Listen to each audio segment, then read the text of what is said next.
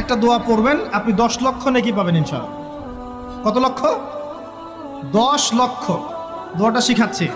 দোয়াটা হচ্ছে লা ইলাহা ইল্লাল্লাহ ওয়াহদাহু লা শারীকা লাহ লাহুল মুলক ওয়া লাহুল হামদ ইউহয়ী ওয়া ইউমীত ওয়া হুয়া হাইয়্যুন লা ইয়ামুত বিয়াদিহিল খায়রু কুল্লুহু ওয়া হুয়া আলা কুল্লি শাইইন কাদির। একবার পড়লে 10 লক্ষ নেকি।